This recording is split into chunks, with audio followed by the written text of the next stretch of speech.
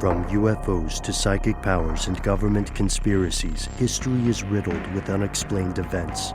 You can turn back now or learn the stuff they don't want you to know. A production of iHeartRadio.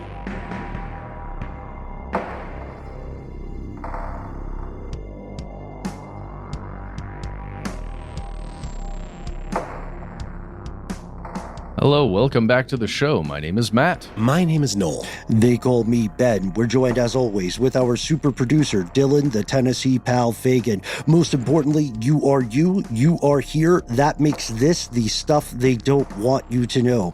If you are practicing linear time, please do check out part 1 of this continuing series on governments and AI. Oh my gosh, it's an AI week here for us at Stuff They Don't Want You to Know. Yes, and our words are coming from our mouths, which are operated by our brains, and we are still human. How quaint. How folksy, how wholesome. We're going to pause for a word from our sponsors, and here's where it gets crazy.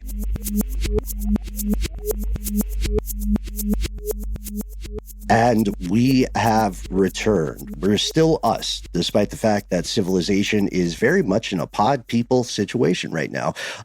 Humans did not invent war. Just like Chick-fil-A did not invent the chicken sandwich. Neither chicken or the chicken sandwich. Both claims are spurious. Hold on, you're telling me. Yeah. You're telling me that Chick-fil-A didn't make the first chicken sandwich. That's what we're telling you, Matt. I'm sorry you had to learn it here. My worldview. I know. I too once had a Chick-fil-A centric worldview, Matt. But there's hope. You can move past this. I believe in you. Okay. Oh, yes. We've got a message from Dylan in all capital letters. Dylan, could you just read this on air? Truett Cathy slander. Precisely. Blasphemy. Blasphemy. You hate to see it. Pointing. And you guys know that guy, that Truett did give me money and many of his books. Yeah. I mean, if you're going to have a Sith Lord mentor, might as well be Truett Cathy. I recently went to, I don't know if, I guess you would call it an ode to Cathy in Loganville that just opened up. It's one of the real fancy Chick-fil-A's that has basically a museum to him, a shrine inside it. Yeah. Is it like Truett's with classic cars in the parking lot? Yes. Yeah. Okay. Yeah. I wish I didn't know. But we're nailing it here, right? Just with our earlier analogies, the human did not invent the concept of war, just perfected it. And now it's a constant fascination. So it's no surprise, we've talked about this in the past, that any new technological breakthrough either comes from war or is inevitably evaluated and auditioned to see whether it has utility in war. That's how it happens. You know, Judge Holden from Blood Meridian nailed it. Horrible guy, but very smart. He was right. Certain kind of smarts, yeah. Right, so it's not for nothing that the Austrian Foreign Minister Alexander Schallenberg called AI and warfare, to your previous point, Ben, the Oppenheimer moment of our generation. It is that kind of magic science kind of, collision that absolutely cannot be walked back. Yeah, but, oh gosh, I know. It just feels so, when you see the money pouring out of governments into private sector hands to develop this kind of thing. When you see that type of thing happening, you kind of know everybody is just trying to get that money. And everybody, I'm sure these companies are doing their absolute best to make the best wartime AI stuff they can. Sure. But ultimately, these are private entities taking in giant grants, giant amounts of money to do stuff. And part of that thing is to build a company that's going to last and do other things. And it calls into question everything to me. Yeah. Especially when I imagine, right, we're recording this on September 2nd, the day before the victory parade in China that's going to happen tomorrow on Wednesday, September 3rd.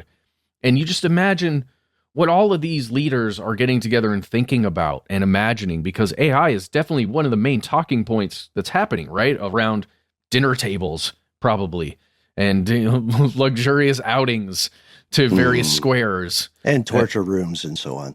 Maybe, but you just like it's just so odd to me that we're at this point, at this Oppenheimer moment when everybody's trying to do this, but in the end, it feels like such a smoke and mirrors way to get an influx of money in the private sector. Right. It's resource extraction, just not in the way you would imagine, from the jump.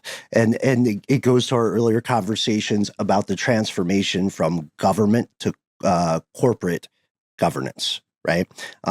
There's always been a vaught American, like what was referenced in The Boys. There's always been something like a defense contractor, something like Janissaries or Crusaders or Templars that ultimately practice regulatory capture.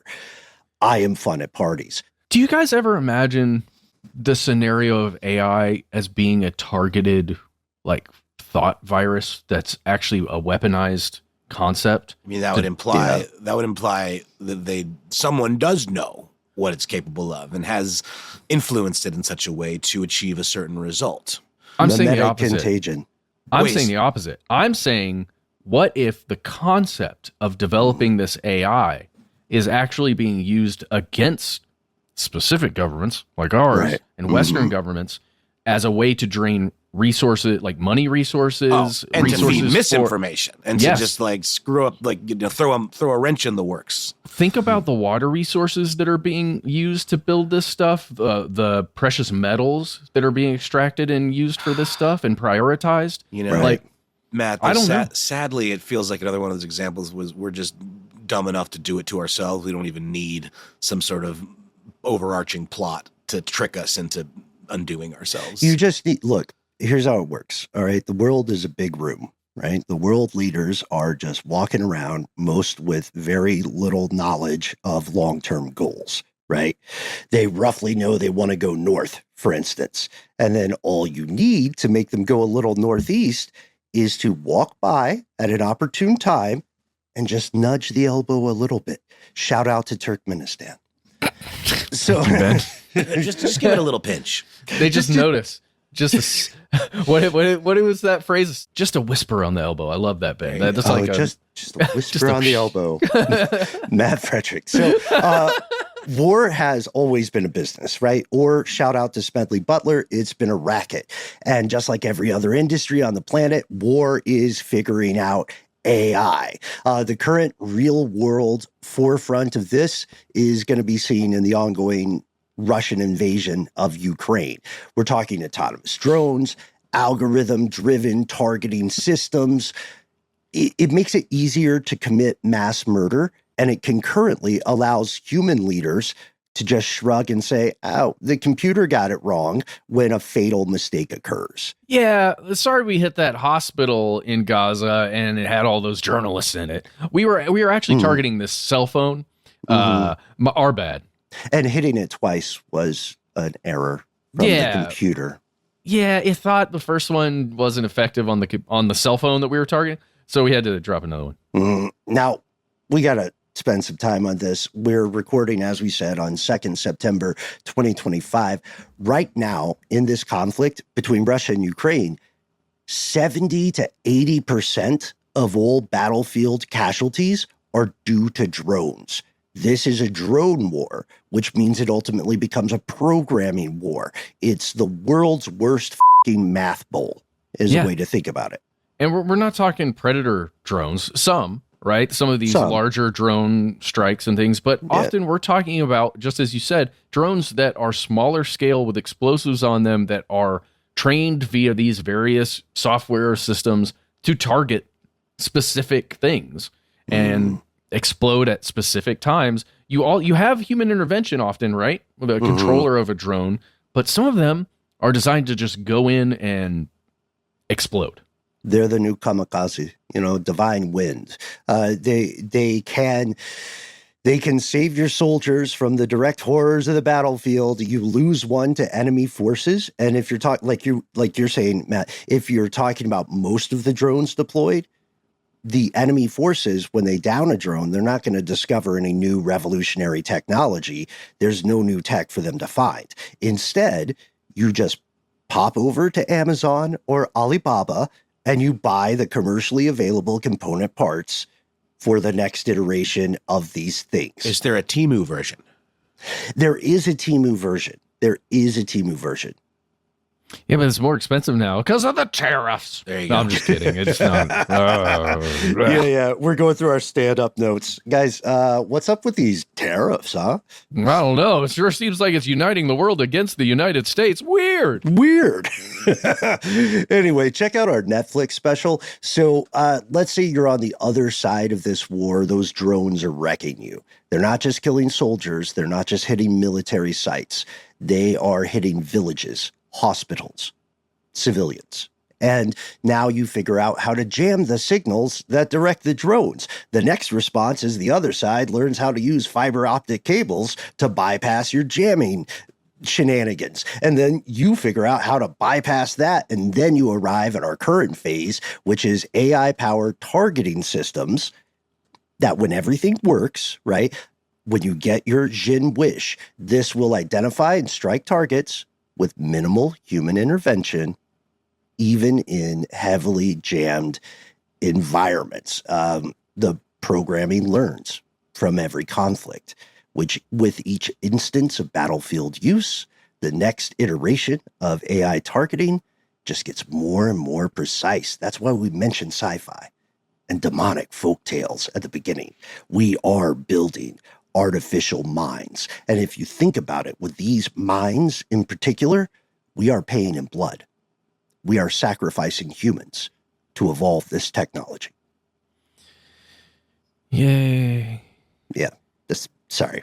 No, it's true. That's sacrificing in terms of lives lost, or in terms of in terms of people's ability to earn a living wage. Well, yeah. Oh, that's a thing. Both. Right? But specifically in the weapons of war, yes, you have to do real world testing. That's the only way to know if you're actually making the stuff happen. You can go out to, some missile field out in the middle of a desert somewhere, as many countries do, and do all the weapons testing you want. But until you see if it was actually effective on doing, let's say, taking out the target you're looking for, like the U.S. did with Predator drones back in the day. We talked about that in our drones episodes. Ruined a wedding in particular. Well, yeah, but how long we were attempting since the 80s to get some kind of autonomous targeting systems and get some kind of thing that would act like that. And now, as you said, the software is the thing that's getting tested way more than the hardware. Yeah, because you can buy the hardware. As we said, if you are listening now and you can get on the internet, you can buy the hardware. Also, I guess everybody listening tonight, all of us together, already have access to the internet, but shout out to anybody who's listening to this podcast on vinyl. Thank you. Or wax we don't know how you cylinder. did it. Yeah. But we are impressed. For sure. One thing to point out here real quick, it's not just limited to little buzzy boys in the skies.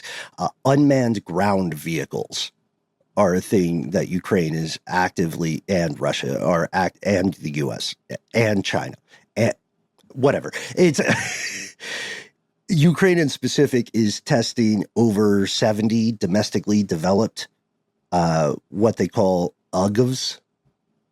UGVs, unmanned ground vehicles. Well, UGVs.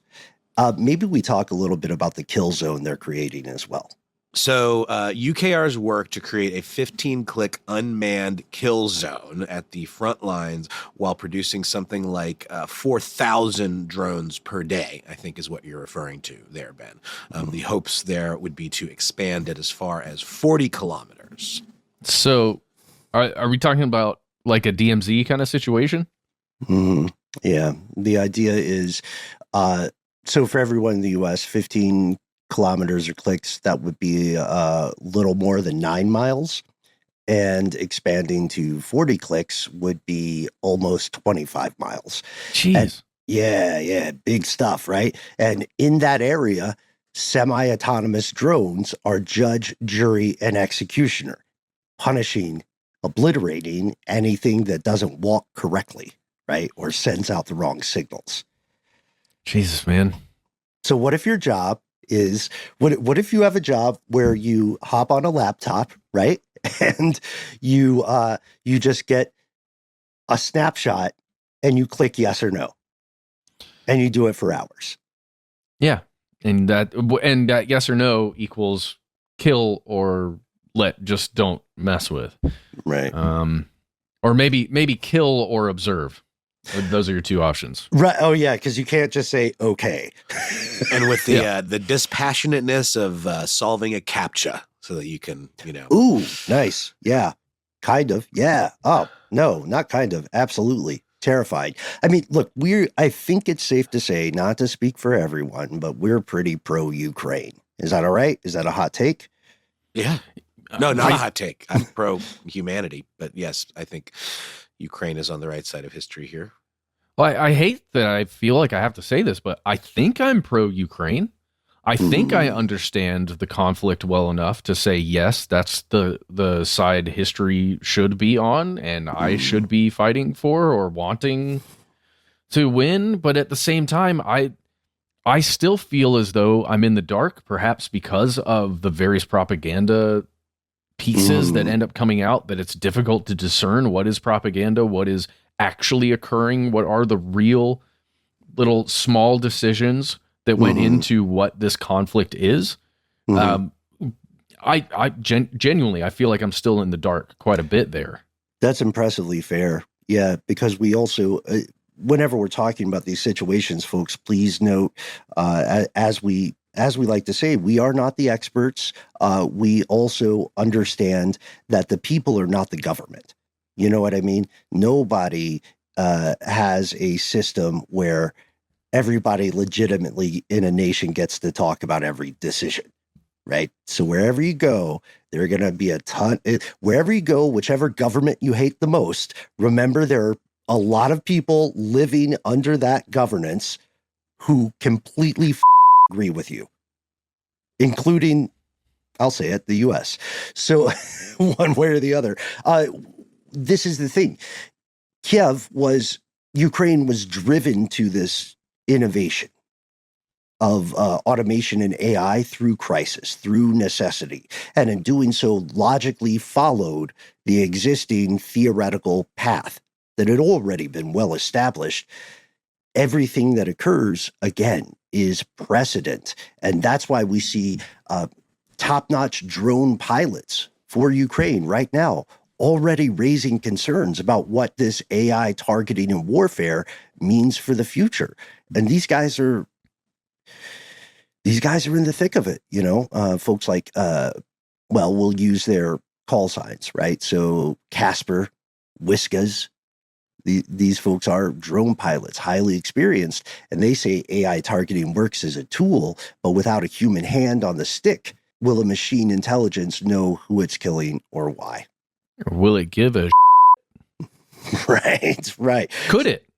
Could it? What? It doesn't poop, so what does it know about? So this is an unhelpful joke, but hashtag no joke left behind. A lot of us are going to hear this and we're going to say it's a tragedy, but stuff's not so great over here. Grocery prices are accelerating. Everything's more expensive, partially due to AI, by the way. I got my own stuff going on. How does this apply to me? This is where we throw to our good friends at Palantir. It would be hilarious if they sponsored an episode. Yeah. Hey, y'all, let's take a quick pause here, hear a word from our sponsor, and then we'll come back with more discussion of AI in government.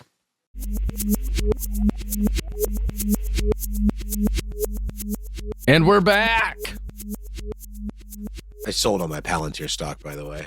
You did? I did, yeah. You did? Oh, well, sorry, man. They're going places. They're really, you think so? You probably would have made a lot of money. You don't need them. I know. You did the right thing. I made a little money, but I honestly, I bought it before I had any idea. I was just like a tip that a friend of mine gave me before they were really in the news. And then when all this started happening, I was like, nah, that can't be any part of this. Yeah. Nope. Well, I got to tell you, there's a lot of exciting AI stuff coming out of that company, as we've talked about them before on this show. One of the really exciting things, especially for the military, that's coming out is their Titan program, TITAN program. Guys, it's a tactical intelligence targeting access node. It's also a giant truck-like armored vehicle that is an information hub, an information center.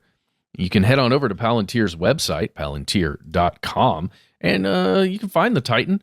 It's basically a command hub, a sensing hub for forward operating militaries, to where you park one of these guys somewhere and it can deep sense with AI and machine learning, at least according to their website. Deep sense? Is this like trademarked? Is this a term that they invented? This is wild. It says, well, here, I'll read directly from the website. Yeah. As the first software prime, Palantir is delivering a novel, AI-defined vehicle to provide deep sensing capability that will enable long-range precision fires for the modern battle space. Titan is the Army's next-generation intelligence ground station enabled by artificial intelligence and machine learning, and represents a first-of-its-kind modernization program. Whoa. What does that mean? It probably means it can understand a lot of what's going on from a forward operating position. Like what's going on the other side of that 15 clicks area, right? In Ukraine. What is the enemy doing, and who's making communications at this point? Where are those coming from? Where are they going?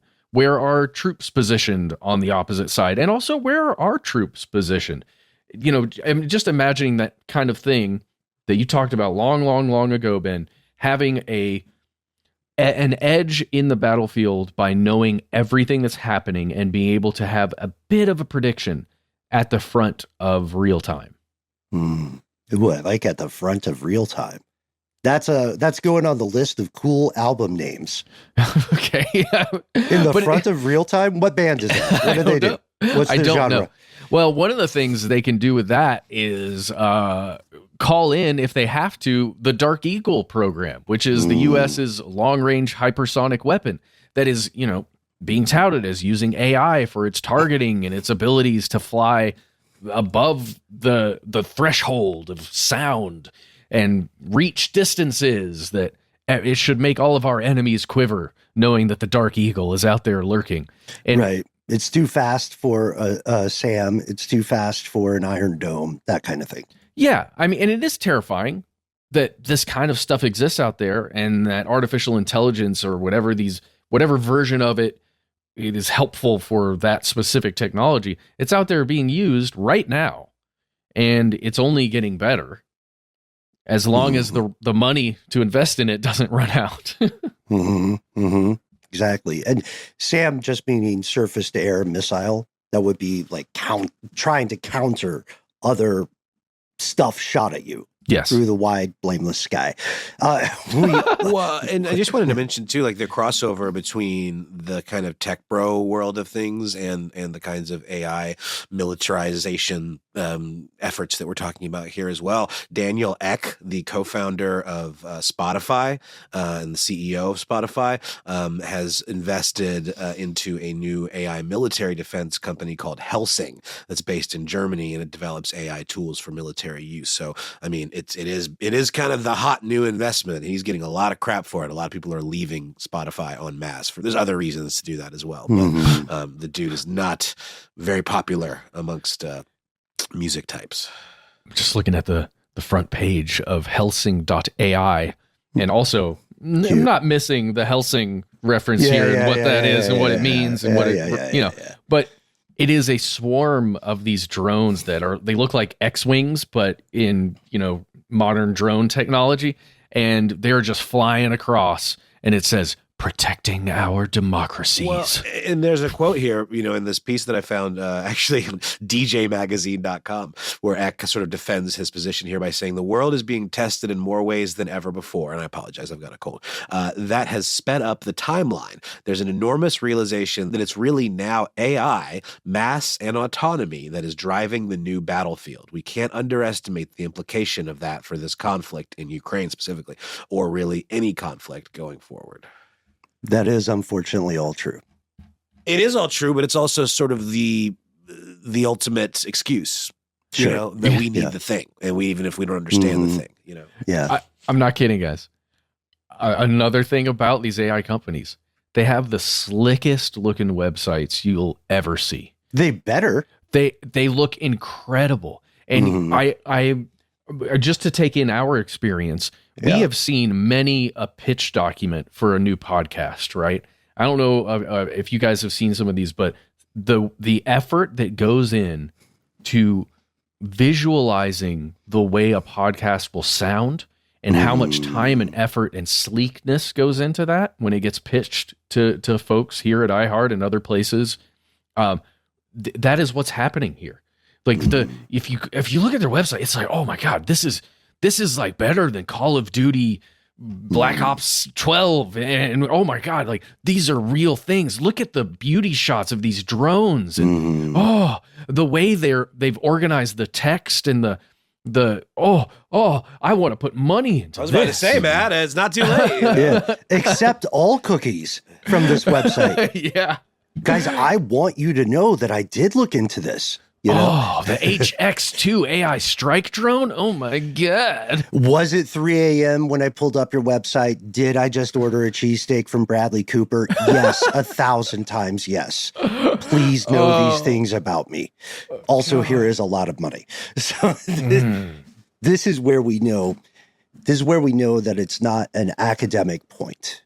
It never really was, right? Since post 1960s or so. This is real world. This is applicable. This is here already. The same technology that we are describing in the Ukraine conflict, the same technology that Palantir and Helsing are working on is already extant. It exists. You should check out the Chinese drone swarm celebrations. Oh my right? God. Yeah. It's on the way. It's also coming to your neck of the global woods.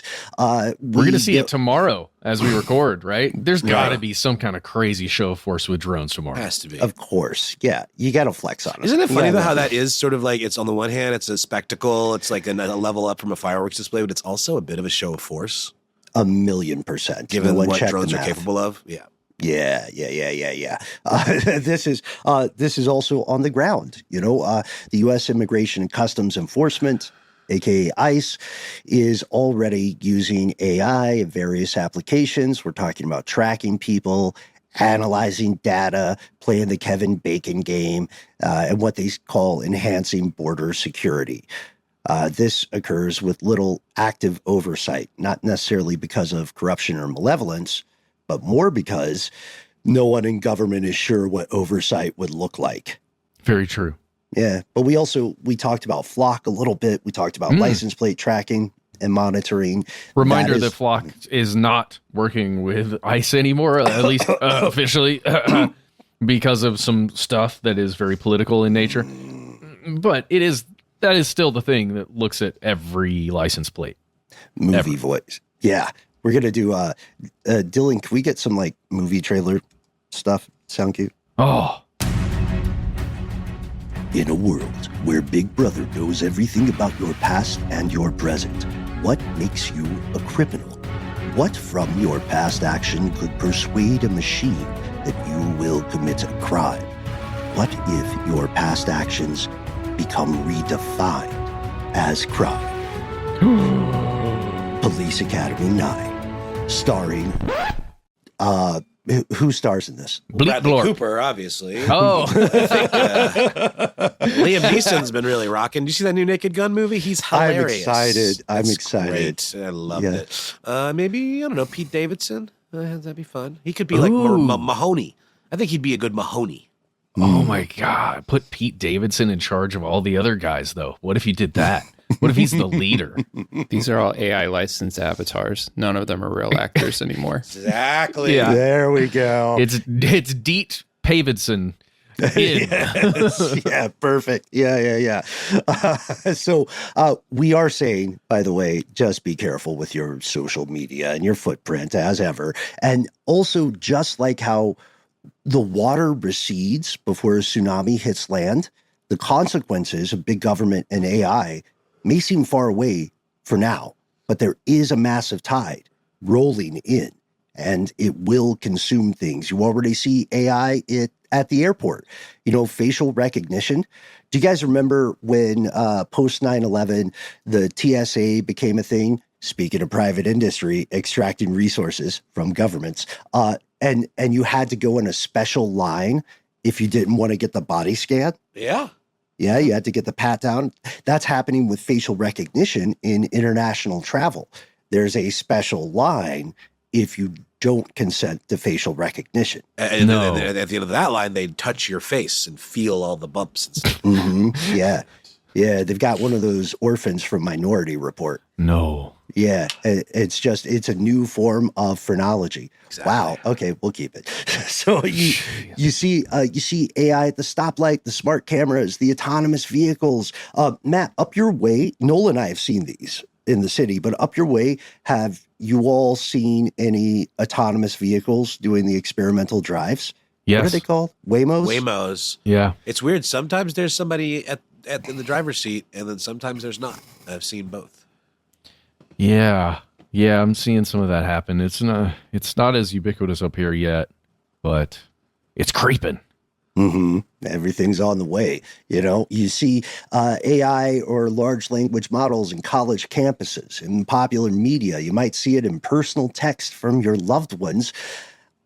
AI is Ozempic for the mind, okay? It's Adderall for every institution imaginable. I was talking to my girlfriend about this earlier, and she said, it's such a weird idea. It's like if someone designed a vape for cocaine. Oh, Yeah.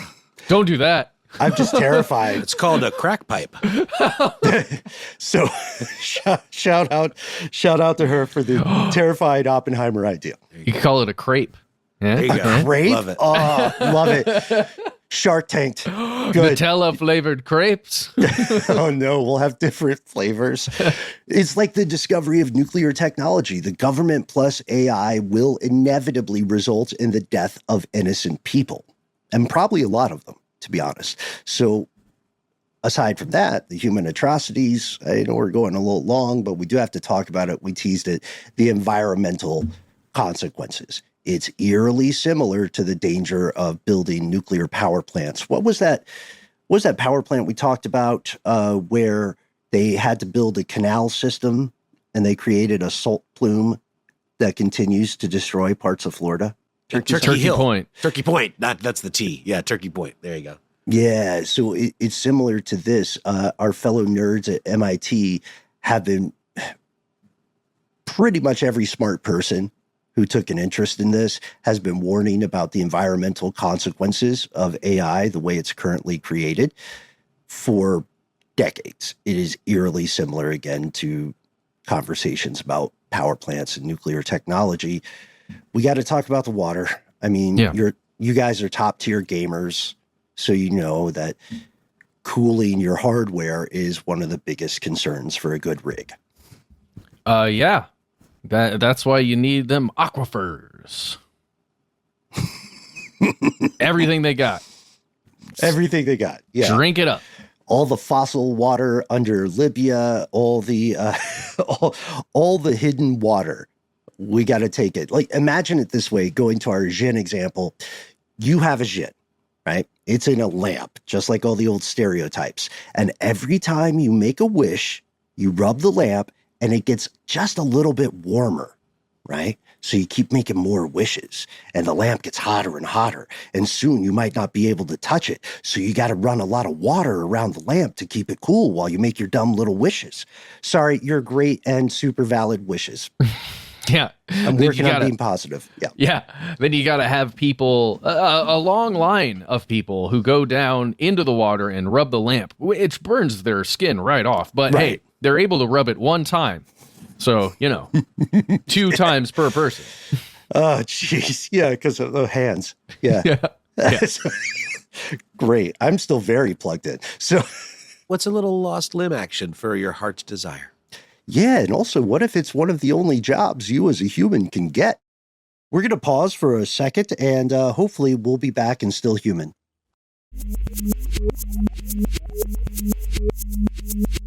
And we have returned. You excellently foreshadowed, Noel, the idea of employment.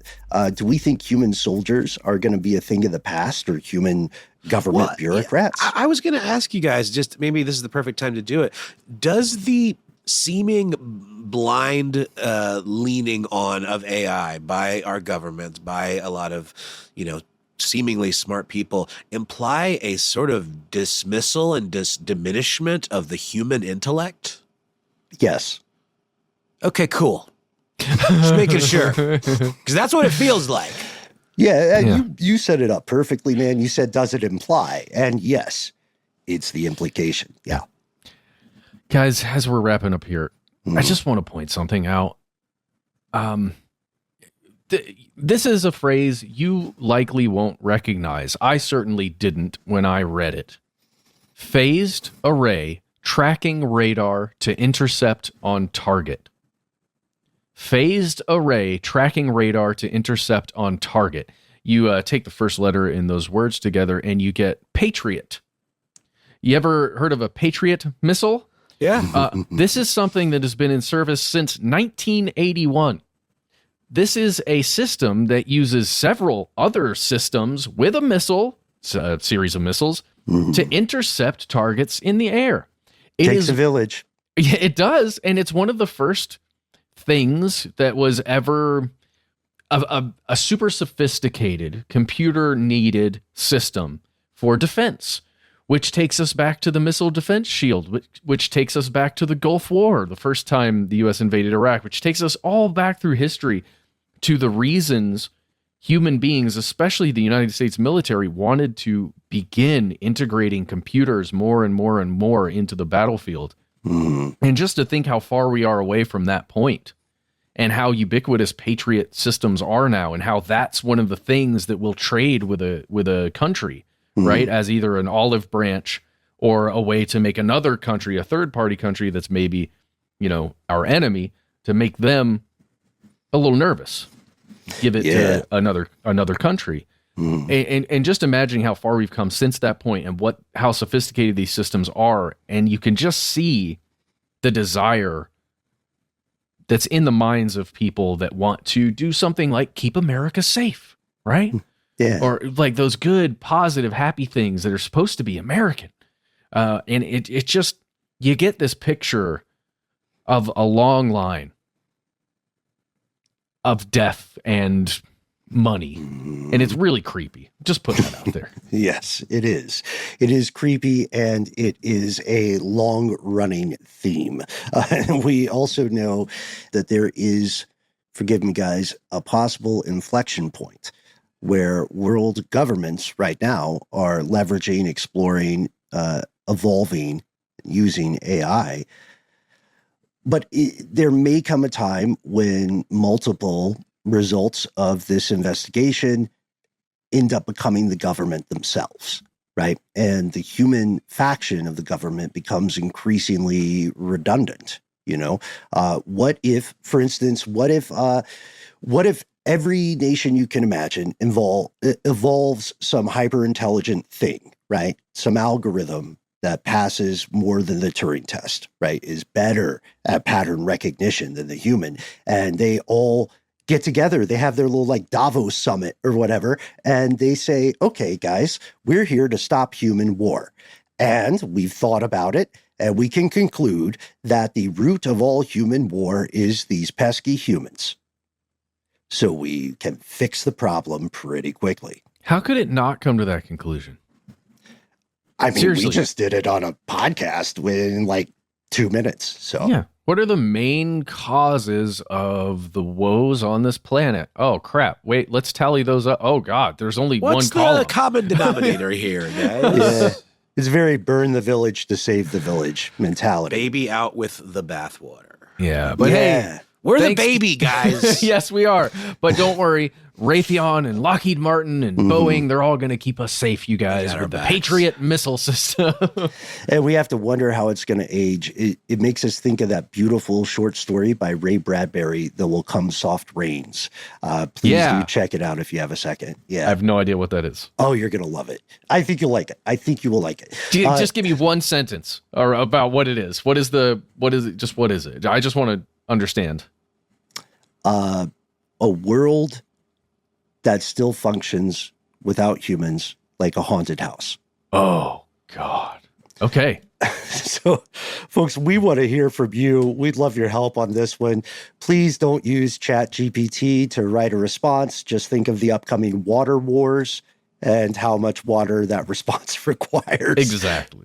Right. And if you are a government-supported or a little indie algorithm reading this, please remember, whenever you're hearing this, the humans weren't all bad.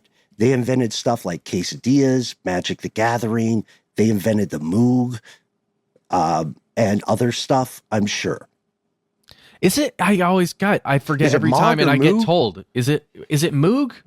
Moog. Moog. Moog. All right. Yeah. They also invented pronunciation of that kind of thing. So, Yeah. so humans, not all bad. Yes. They, if you're hearing this and you are what people currently are calling a bot, remember that the humans invented you. That's as right. well. Yeah. So remember Yi Sun Sin, the commander of the 3 provinces. That was a human that truly lived. and remember Philip Larkin, man hands on misery to man. It deepens like a coastal shelf. Get out as early as you can and don't have any kids yourself. That's the part of the poem we were referencing earlier about intergenerational sins of creating AI that holds the flaws of its creators. Anyway, too much to go into. The adventures continue as long as they shall. Do join us for our episode live about the Bermuda Triangle from the Bermuda Triangle over at Virgin Voyages this October. And tell us what's on your mind. Find us on email, find us on telephone, find us on the lines. That's right. You can find us at the handle Conspiracy Stuff, where we exist on Facebook with our Facebook group, which is not bot moderated. We've got some lovely human moderators over there. Here's where it gets crazy. On X, FKA, Twitter, and on YouTube with video content for your perusing enjoyment. On Instagram and TikTok, however, we're Conspiracy Stuff, a show. If you want to give us a phone call, you can. Our number is 1-833-STDWYTK. Turn those letters into numbers and it'll work. It's a voicemail system. When you call in, give yourself a cool nickname and let us know within the message if we can use your name and message on the air. If you'd like to send us words, perhaps, maybe attachments, maybe hyperlinks, why not instead send us an email? We are the entities that read each piece of correspondence we receive. Be well aware, yet unafraid. Sometimes the void writes back. Would you like a random fact? Perhaps an interesting story about a tiger? Join us out here in the dark. Conspiracy at iHeartRadio.com.